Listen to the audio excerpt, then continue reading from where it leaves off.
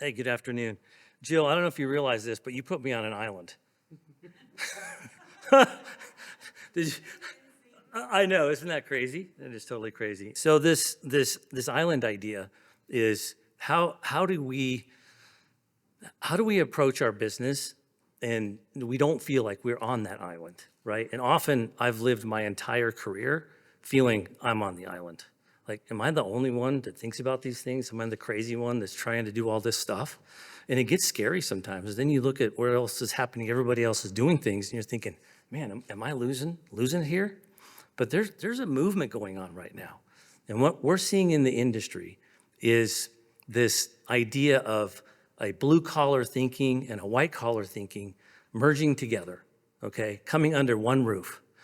And here's what I'm afraid of. I think shop owners get stuck and they feel scared that they go to that de facto thinking of, oh, the evil corporation. How can you possibly think we can have an environment with blue collar ideas and white collar ideas actually coexisting? I mean, the dogs and cats can't live together, right? So that's really the issue that we're facing. So as we know, the industry is evolving and it's ever changing. And as I put up here, the proverbial cheese is constantly on the move. So how do we stay ahead of that? How do we take our businesses where they are today? And I would argue that everybody here is running a pretty substantial business, right? I mean, how many here are running multi-million-dollar companies? Go ahead, raise your hands high. You should be proud of that, right? I mean, you're running a multi-million-dollar business. You know what the stats are for that in small business? Does anybody have an idea what those stats are? I'll give you if you hit 10 million in revenue, it's less than 3% of all businesses. That's crazy. That means you're kicking butt out there, right? So you have to look at yourself and view yourself in the future as being an executive. You have to operate and run your business like a CEO. Like you have a team behind you that you're gonna build an empire, because that's really what it's about today. It's no longer about fixing cars. It's about building empires. And this is the challenge I'm gonna pose today. And I hope some people move to the island with me on this. It's about taking those roots of your blue collar heritage, right? Because we all know what built America. The backs of the blue collar, right? And it's been the foundation of the collision industry, without a doubt. So how do you move the needle? How do you get yourself out of your own way, stop being your own enemy, and embrace these other skill sets, right? Now, how many tools do you see out there on the shop floor? Anybody been to a trade show? Yeah? How many crazy, awesome tools are out there? I mean, robots. I mean, that was crazy, right? I saw this threading tool out there, and I'm thinking to myself, these guys are so bright. How do they think to make all this stuff? And what does that do for ease of the business, right? So you have to learn to get out of your own. You come here for that. Now, what are you doing in your business? How are you taking that next approach to building on this empire, all right? Now, I respect the blue-collar industry because that's really where I came from. I'm a technician by trade, as Aaron said. I painted my first car when I was 15 years old. I'm very proud of that, right? But at the same time, I saw something more in me. I saw a future of that I can create something big and enormous someday. And I'm still on that journey. I haven't finished it. I still got a long ways to go, right?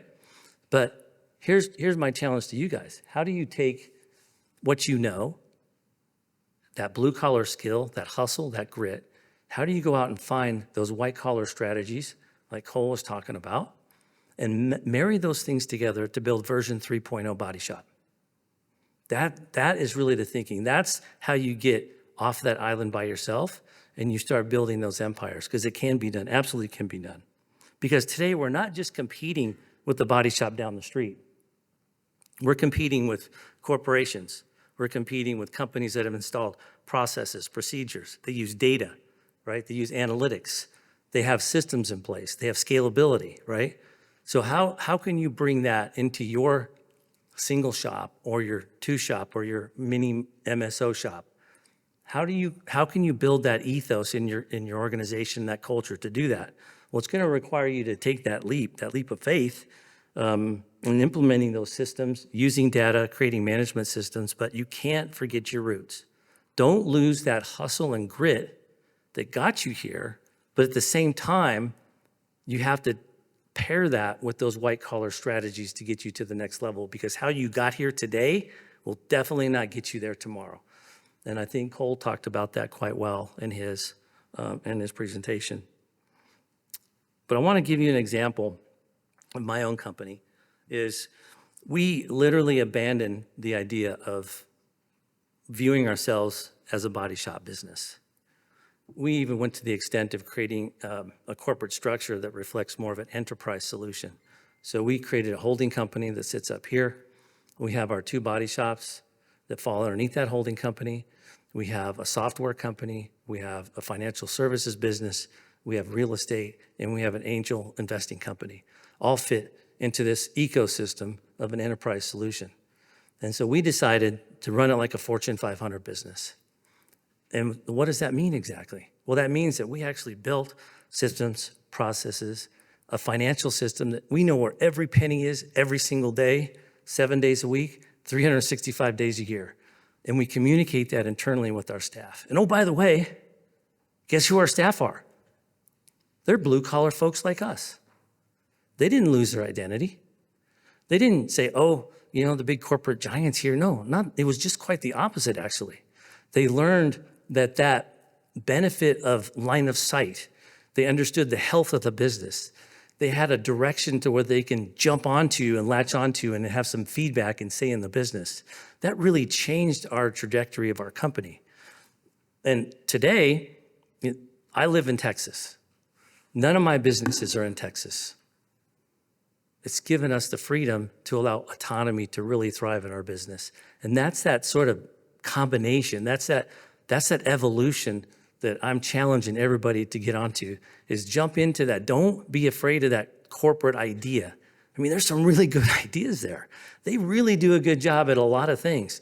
You guys, us, as the blue collar, we do a great job. How do you put that together into a package, right? And you got to balance that. And David Cody talks about it in his book, Winning Now, Winning Later. Has anybody read that book? I mean, it's an awesome book. Real quick on David Cody. So he worked on the shop floor in the manufacturing, putting pieces and things together. And he ultimately became the CEO of Honeywell. And he took Honeywell from a crappy company into a dominant leading organization by accomplishing this balance between winning now, winning later.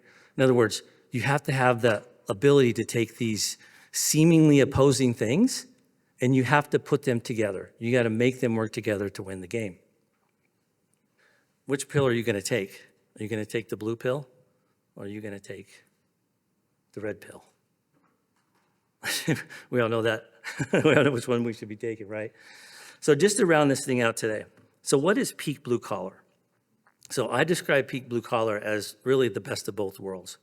But that's a design situation for you guys. You guys have to look at the things that you're really good at in your business, going back to what Cole said about specialization. And then you need to look at the white collar opportunities out there in terms of strategy, structure, financials, and learn to design think your way through what that next decade looks like for you.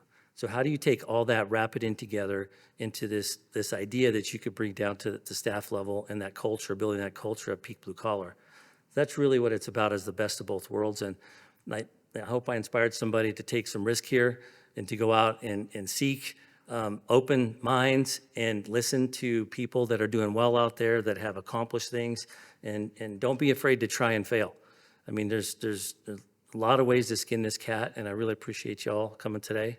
And I appreciate you inviting me to this. Thank you, Aaron.